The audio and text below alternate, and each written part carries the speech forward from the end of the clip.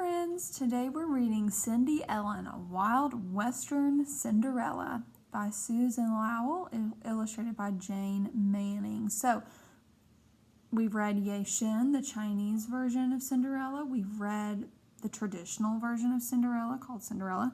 And we've read the Appalachian version of Cinderella called Smoky Mountain Rose. So this one takes more of a Western theme. So you've got to think of like the Western United States, Texas, New Mexico, Arizona, places like that is kind of where, Oklahoma is where this is taking place. So Montana, Nebraska, those places. Cindy Ellen.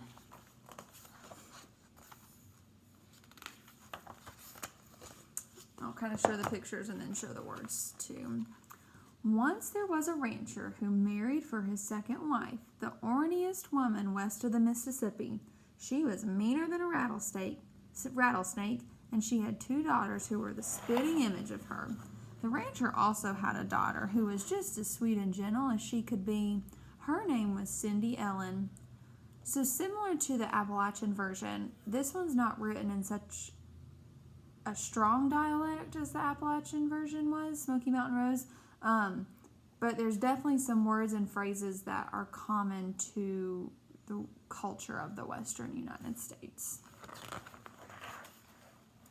Cindy was a pretty good cowgirl too. Riding her little gray horse, she wrangled and roped and galloped and loped with the best of the buckaroos on the range. But as soon as the wedding was over, that snaky old stepmother began to pick on poor Cindy Ellen. She was so good she made her stepsisters look bad. So her stepmother made her do all the dirty work around the ranch. Mend those fences, tend those cows, she would yell, and shovel out that corral. The stepsisters never did a lick of work all day, but Cindy didn't dare complain to her daddy because his new wife wore the pants in the family. When her chores were done, the poor girl used to sit down and rest among the ashes and cinders of the edge of the fireplace, so her older stepsister nicknamed her Cinder Bottom. The younger sister called her Cinderella, but under her dirty clothes, Cindy Ellen was still as pretty as a peach.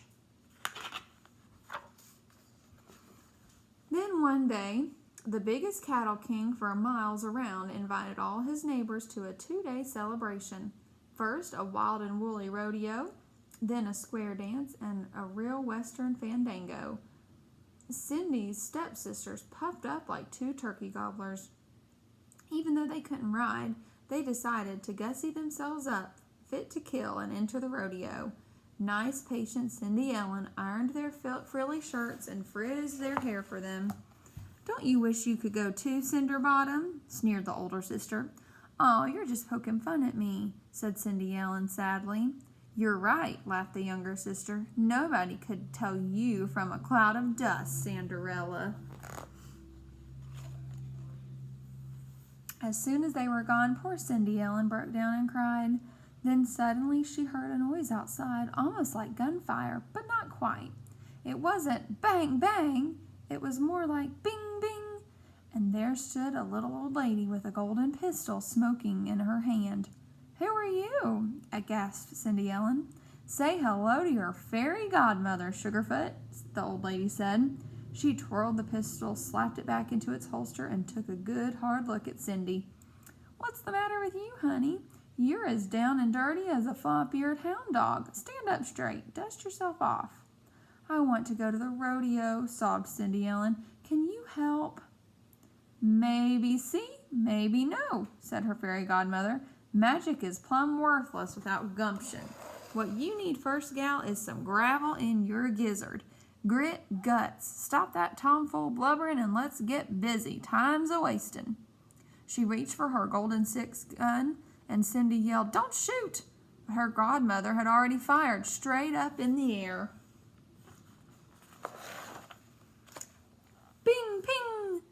Glittery sparkles floated down from the sky and sprinkled Cindy all over with fairy dust. Instantly, her heart was filled with strength and happiness, and her rags turned into the finest riding clothes west of the east. A cream-white Stetson hat crowned her shining hair, golden buckskin chaps encircled her legs, and a pretty little pair of cowboy boots hugged her feet like gloves. Buckled into the heel of each boot was a spur that shot out rays of fiery light. Those spurs were set with diamonds as big as sugar lumps. "Now," said her fairy godmother briskly, "where's that horse of yours?" She fired her magic pistol into the air. Zing! And Cindy's little gray horse became a little silver horse with a softly sparkling coat. His hooves glittered as he pawed the ground. "Hit the trail, honey," the old lady said. "Remember, there ain't no horse that can't be rode, and there ain't no man that can't be throwed. And one more thing, get home by midnight, gal, or you'll be sorry."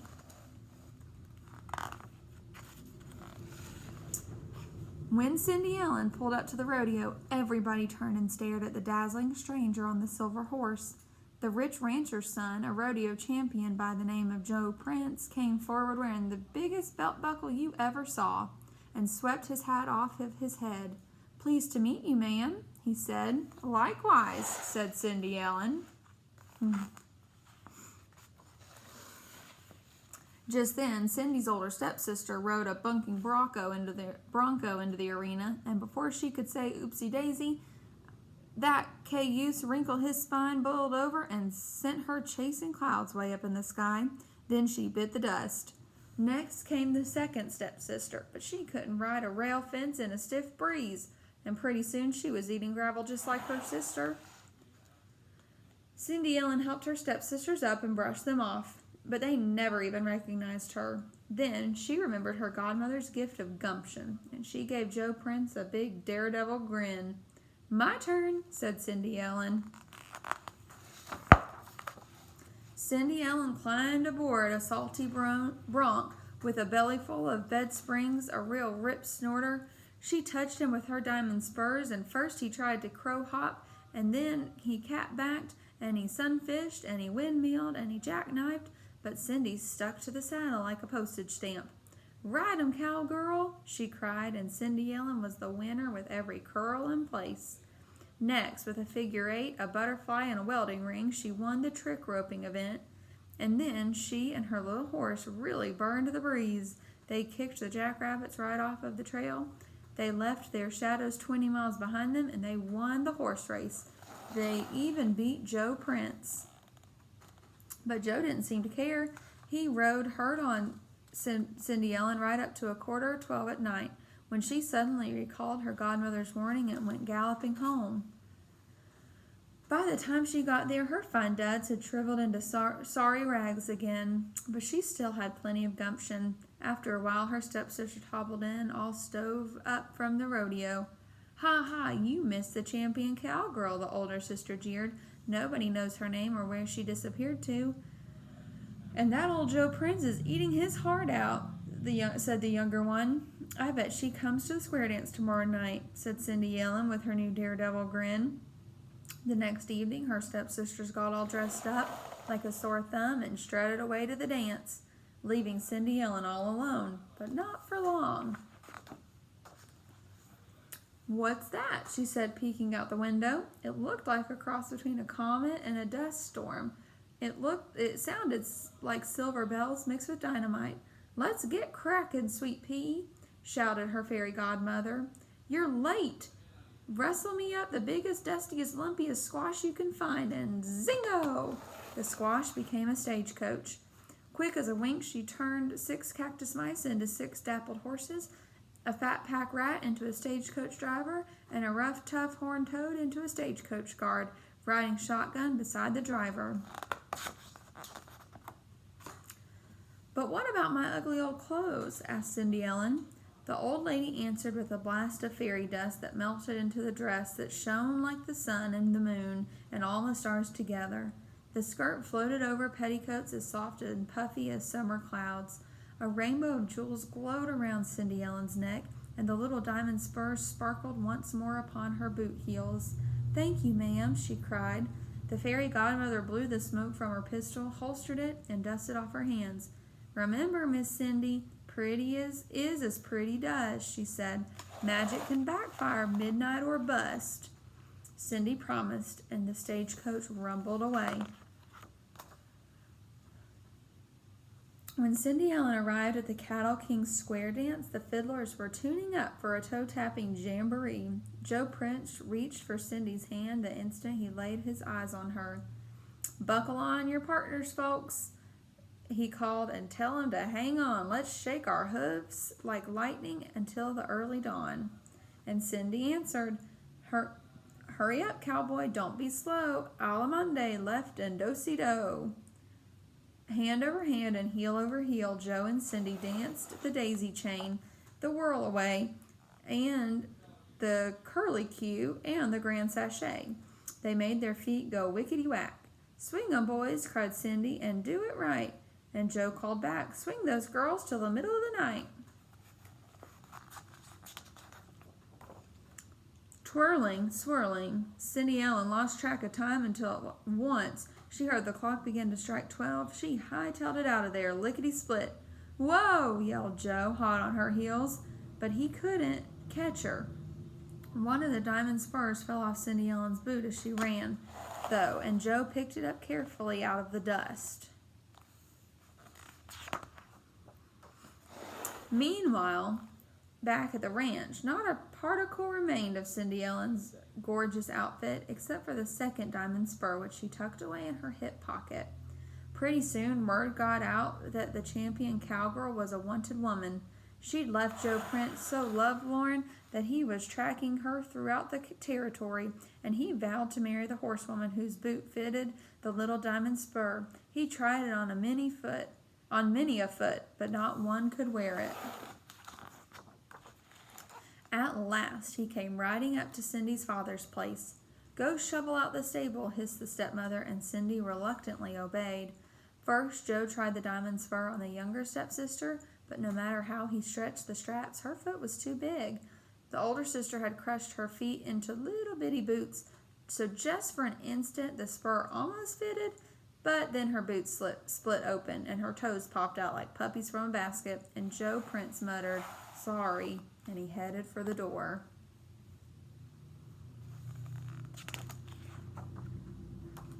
"My turn," said a voice that stopped him in his tracks. It was Cindy Ellen, and although her mean stepsisters almost died laughing, Joe let Cindy have her chance, fair and square.